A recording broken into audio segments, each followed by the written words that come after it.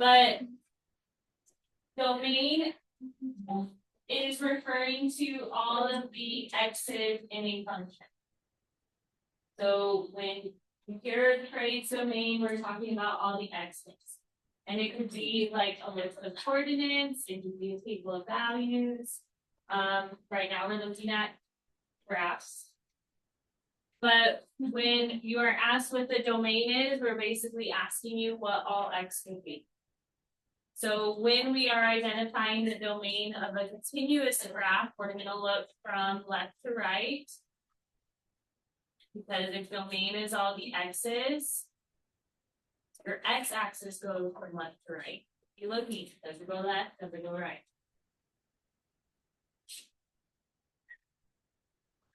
And then for your range, that's going to be all the y's in a function or relation. You'll know the difference between those soon, but range would be all the y's. So for range, you are going to scan your pencil from top to bottom because that is how the y-axis goes.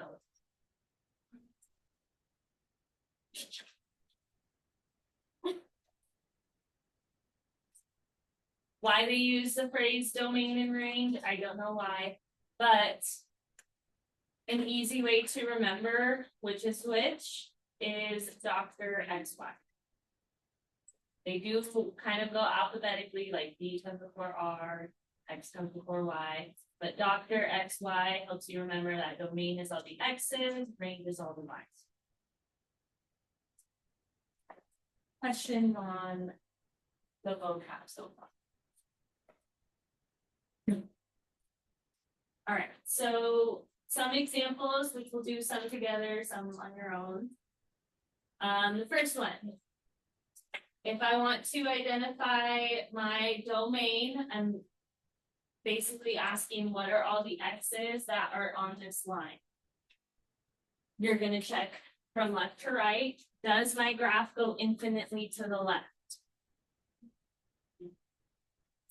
So these little arrows, like imagine that if you do see a little arrow, imagine it does go on infinitely in that direction. So like this graph, if I extend it that way, looks something like that. This way looks something like that. Would it eventually touch infinitely to the left? Because we're talking about x-axis or domain. Does it go infinitely left? Does it go infinitely right? Yes, because even though it might look like it's going up, it's getting a little bit wider as we do that, but like a little bit more to the right and so forth. When there is no boundary left or right, then your domain will be all real numbers.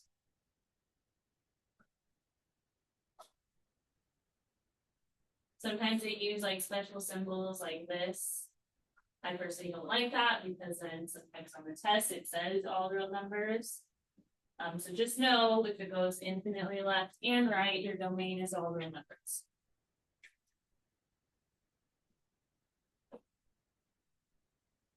Now your range is your y's, so we're going to look up and down like how our y-axis goes. Does this graph go infinitely up? Like these lines, do they go infinitely? These little arrows, they do. Right? Because if I were to extend it in this direction, that's still, I mean, it's diagonal, but it's still going up. Same on this side. Still going up. So no boundary going up. Does it go infinitely down? No. What y value does it stop at? Close. -2 is the y value to stop that right here. So because it's the range and we have a boundary, we are going to represent it with the letter y. And for each boundary, you use an inequality symbol. So the most inequality symbols you can have are 2 because there's only 2 directions for the y, up and down. It only has a boundary when we're going down. So I'm only gonna have one inequality symbol. And it's gonna be compared to where it stops at. So y compared to -2, we say, so you can tell me if it's greater or less. And look at where my line is in relation to the -2. Would these y values be greater or less than -2? So y should be greater than -2, and does it touch the -2? Yes, so it's also gonna be equal to. Only one boundary, so only one inequality symbol. So if there was a boundary up and down, then I put 2. But yeah, questions on that?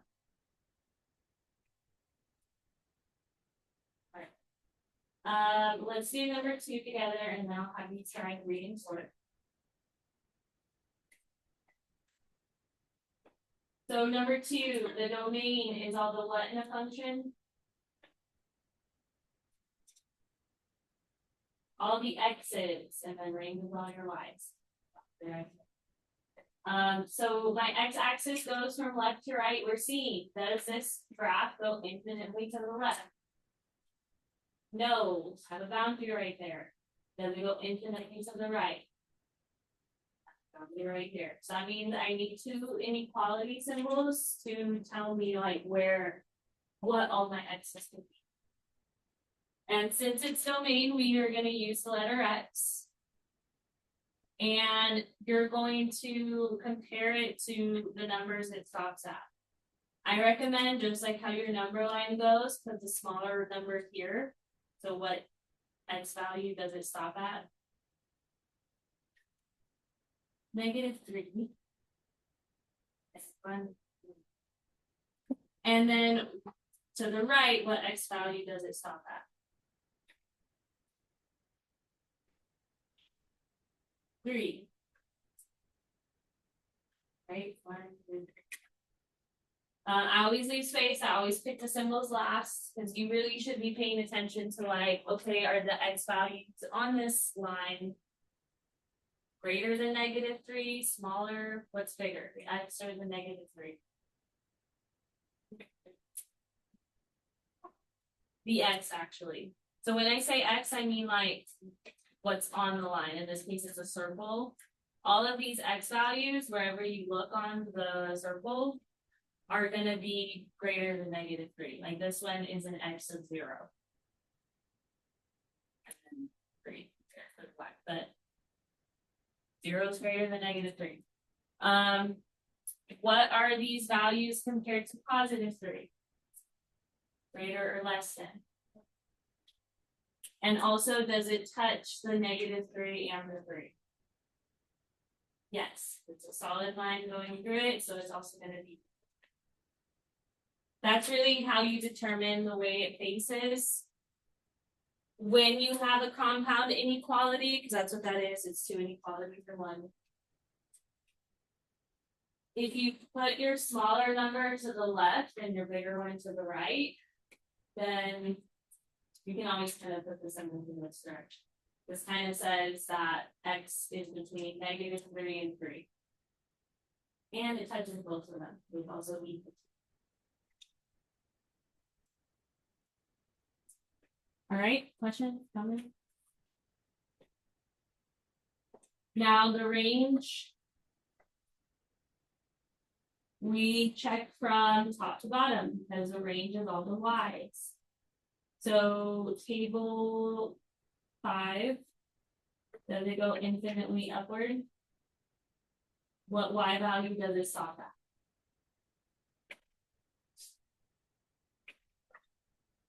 I'm going to put that here because that would be bigger than when we go down on another line. Table 6, does it go infinitely downward? What y value does it stop at?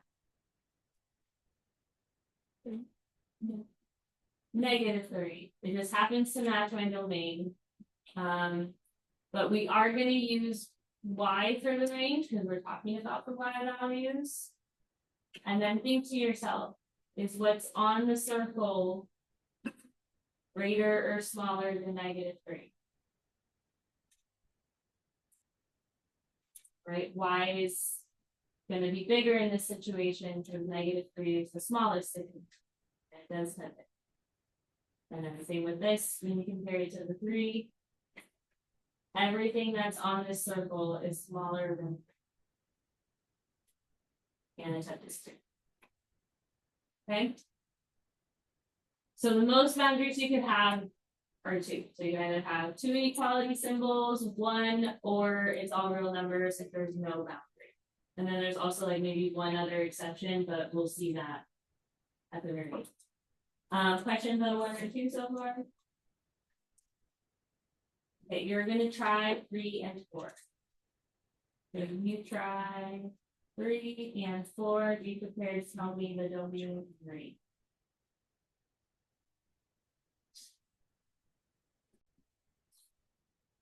Table 8, tell me the domain of number 3. All real numbers. You guys agree with that? So that means that this line is going infinitely left and right. Agree? Okay. Yes, it is. Because when you extend it, yeah, it's going at a diagonal, but if it keeps going infinitely in that direction, it's also still going to the left and right.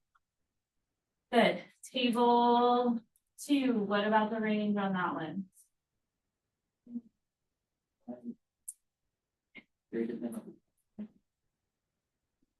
-1 to 10. Okay.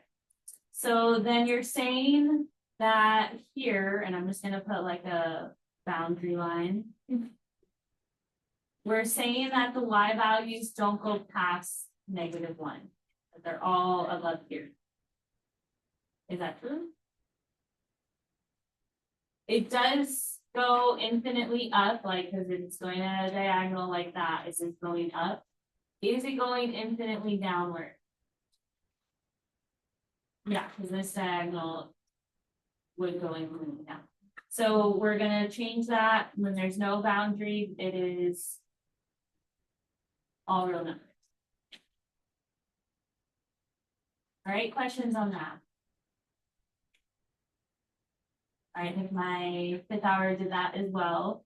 Maybe because in number 1 and 2, the boundary just happened to be on the y-axis, but really we just mean like look up and down. Is there a boundary up or down? And table 3, what about in number 4? What is the domain? All real numbers for the domain in number 4. So do you guys agree? Is it going infinitely left and right? Oh, sorry, what? Oh, you think it can only be negative x's? So then this is where the x's start to become negative. You're saying there's no line over here. So can't just be negative ones.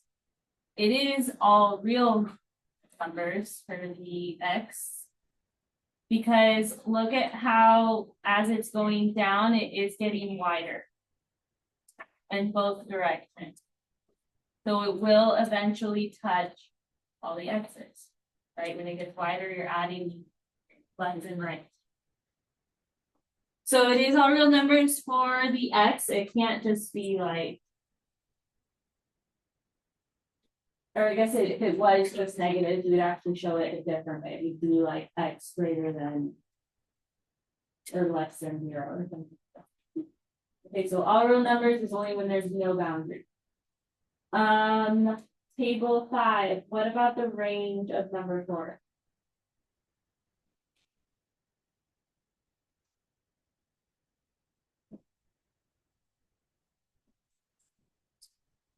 Y less than or equal to 4. That would say we have just one boundary. So does it go infinitely up? All right, no, stop right here, does not go past this. Does it go infinitely down? So only one boundary, and we'll have just one inequality symbol. And it should go in the direction that matches where the line is, which is less than the floor. And it touches the floor, so less than right. All right, good. Question.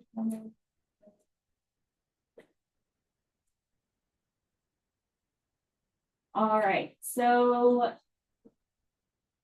5, and now reviewing a couple of them. I think you guys can try 5 and 8.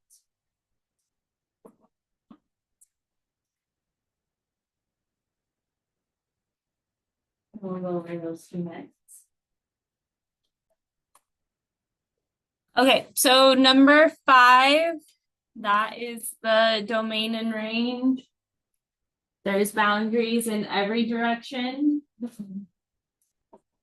So for domain, that's your x's. We're going to use the letter x because we're talking about what the x's can or can't be. And the x-axis goes from left to right. So we should see what's my leftmost x value, and that's -1.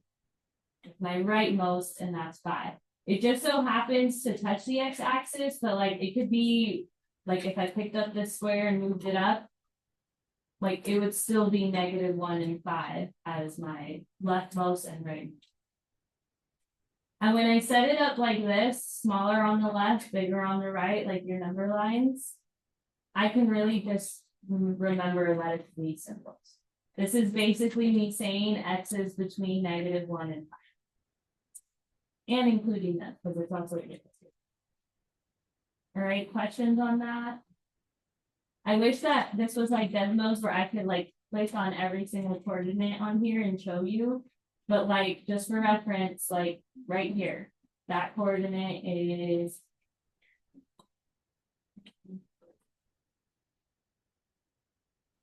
it's 3, 2. All right, we're saying that 3 is between -1 and 5, right? Like we're saying everything that's actually on this box is between or touching -1 and 5 for the x. All right, now for the y. It does not go infinitely up. It stops here on the y, which is 3. So it doesn't have to be where it touches on the y-axis. It just has to be like what's my uppermost part of the line. And what's my lowermost part of the line. And that's on the -3 right there for the y. The smallest to the left, biggest to the right. You can just memorize these symbols or just think about it logically. All of these numbers on the square are between -3 and 3 for the y. Like that one coordinate we picked out earlier. 2 is between -3 and 3. Questions on that?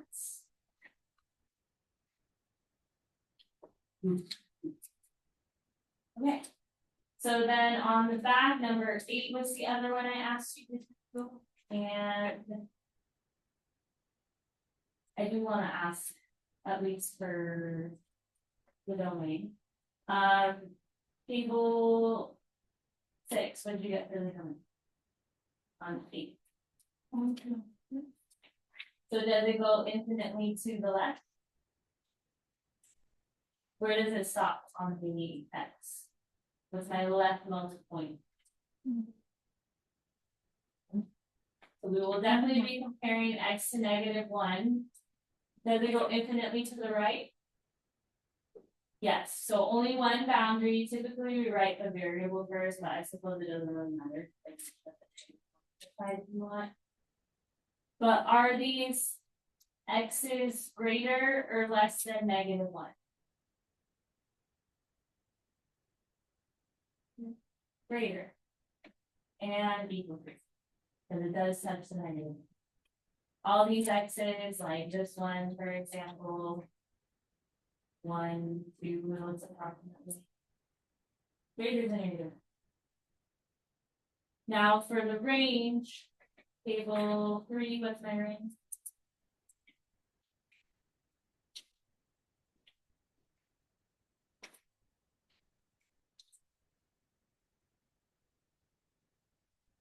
Does it go infinitely up?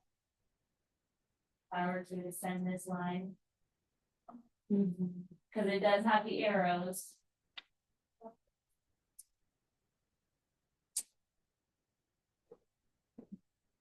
So it doesn't stop anywhere for going up and down. All right, if I were to extend these lines infinitely, it's getting a little wider as I go, so it's adding more. I don't know how you want to describe that. It's adding more to the top, it's adding more to the bottom. Eventually, it will touch all the Y's. So for my range class, what should it be if there's no boundary? All real numbers. All right. Last one we could just talk about. This is where our other exception comes from. So we talked about if there's no boundaries, all real numbers. But in this one, it's kind of weird.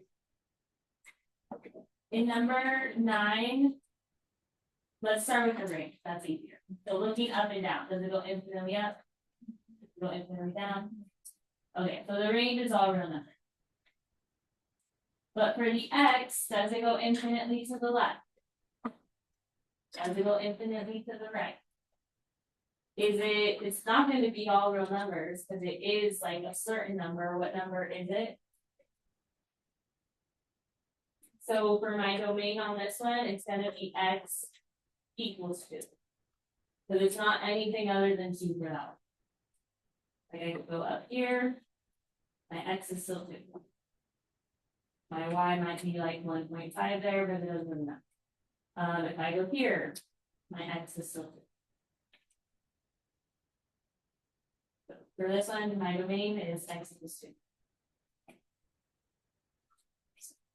In case that ever comes up. All right, questions. We don't usually do all the examples. We just do enough to where we can apply it. We're going to do a complete next, but any questions before we do that? Okay. You do have some free space on your note paper if you need to do any scratch work. But otherwise, you are joining.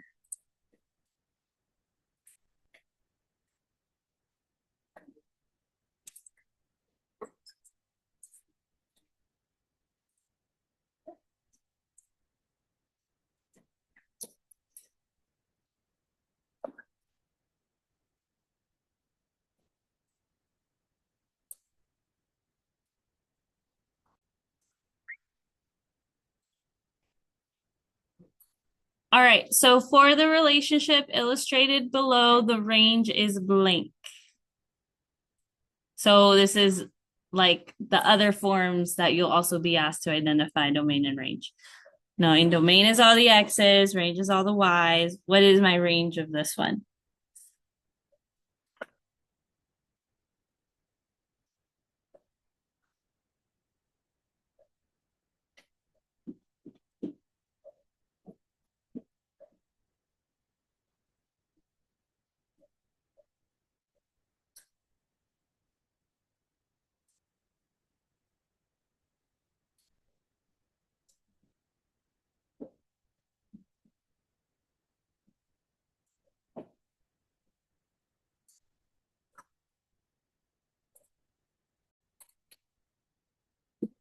So this is one of the representations you might see. We call it a map. So like domain is all your x's, also associate it with the phrase inputs, because this is like maps kind of go with inputs, outputs more so than anything else. So we have input because it's leading to your output, like the arrow goes toward your output. And then so also attach the phrases domain and range. Lots of different things we call x's and y's. Okay, so yeah, range is 4, 5, 6. And when it's just a certain set of numbers, not like everything in between, not the decimals in between or anything like that, we just list it like how our answer option looks. It's literally just saying my range is the numbers 4, 5, or 6. If it repeats, we just write it once. Questions on that? Okay, so then here's the next one. All right, for the relationship illustrated below, the range is blank. And this is an interval notation, so just think like your lower boundary and your upper boundary for your range.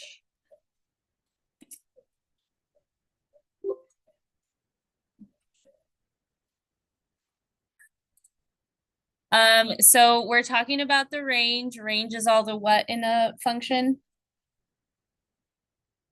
X's or Y's? Okay, so you should be looking for your upper boundary and lower boundary. My highest Y is 5. My lowest one is 4. And these are endpoints, so they do not go on forever. Like there's no arrows this time. So it does end in both directions. Interval notation, we don't really do that in this grade, but you'll definitely see it in Algebra 2-4. It's just like your lowest number and your highest number, and then it's everything in between. Questions on that? Okay, so then next one. For the relationship illustrated below, the range is blank.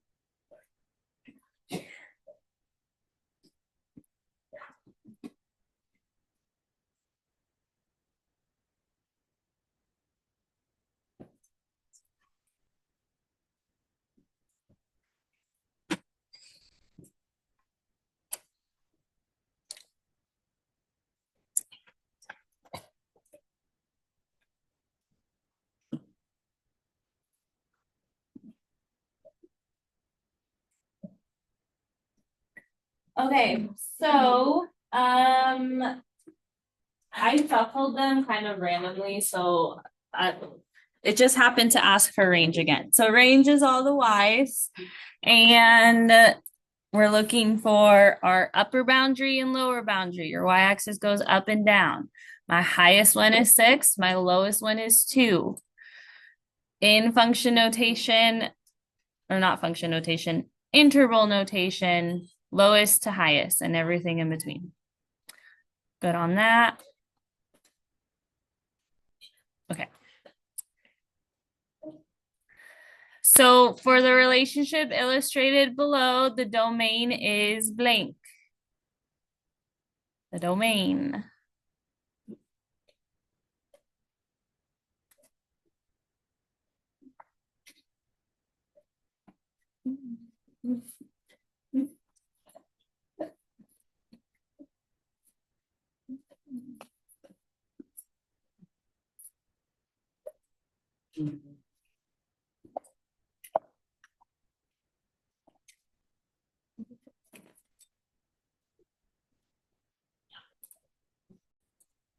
Getting a little more accurate, that's good. Domain is the x's, so you're looking for your leftmost and your rightmost. So 1 through 6 is basically the what x can be.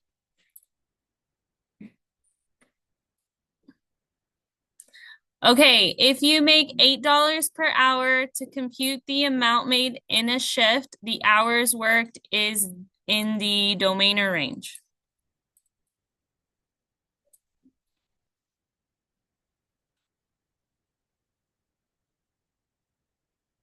You do not need the picture.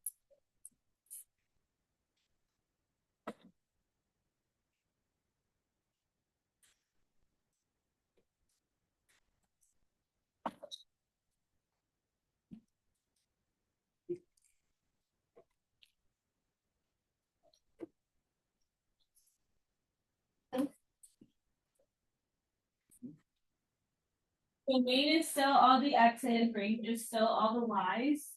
But yes, you do have to relate it to real world situations as well. We just did unit 3, which I feel like kind of helps.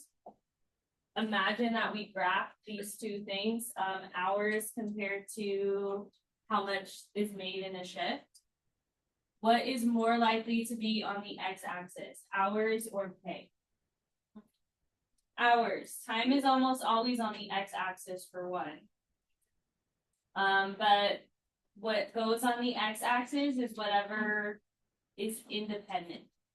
The way that I remember that is you can make an I with the x-axis. You can technically make an I with the y-axis as well, but you can only make a D with the y-axis.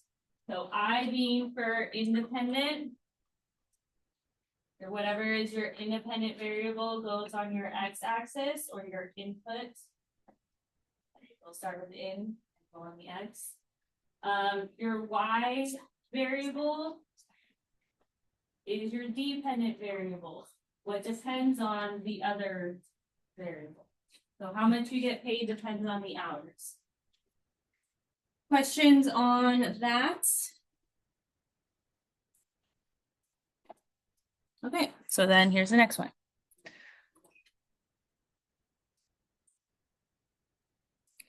For the relationship and its coordinates, the domain is blank. You do not need the picture. For this relationship, the domain is blank.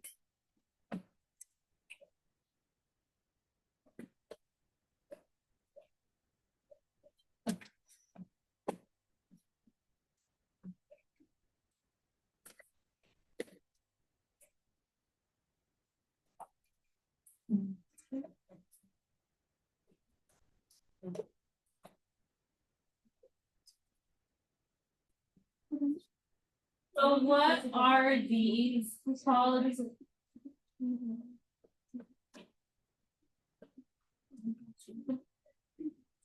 What are these called?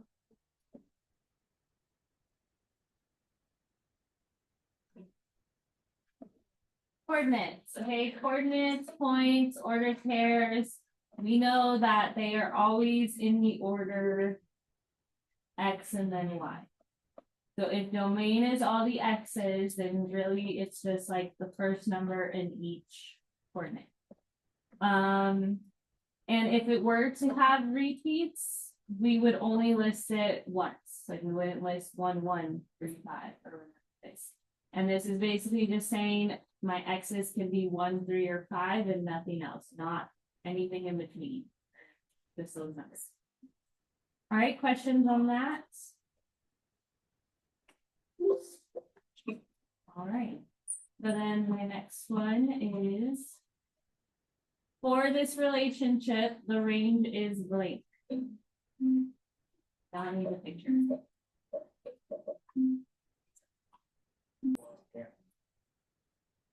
Okay, so range is all the what in a function?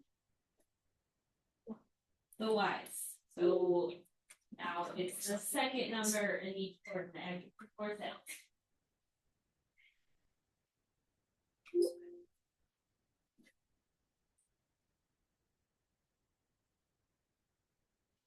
All right, for the relationship illustrated below, the domain is blank. Domain is blank.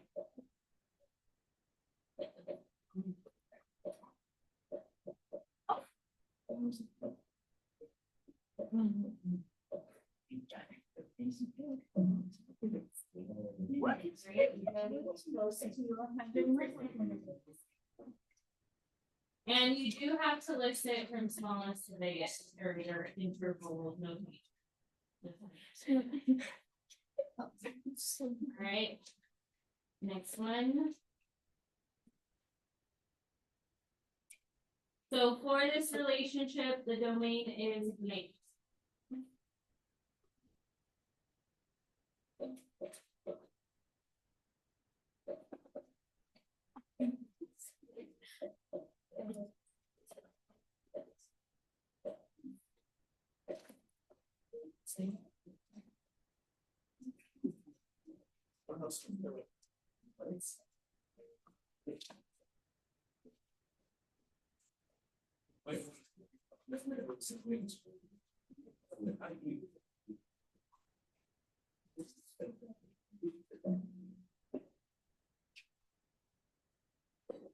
Okay, so just got to get to 100% accuracy.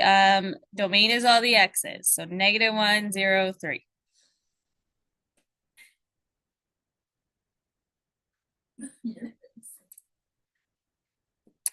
All right, for the relationship illustrated below, the range is blank.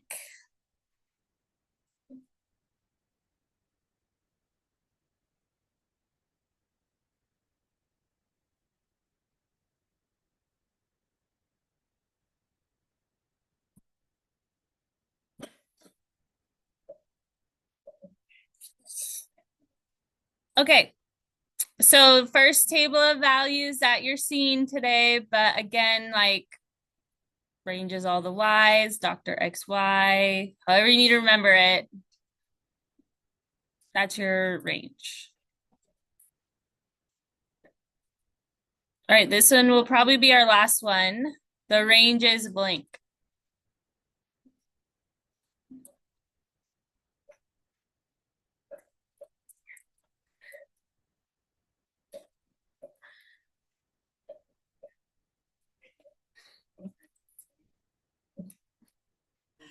All right.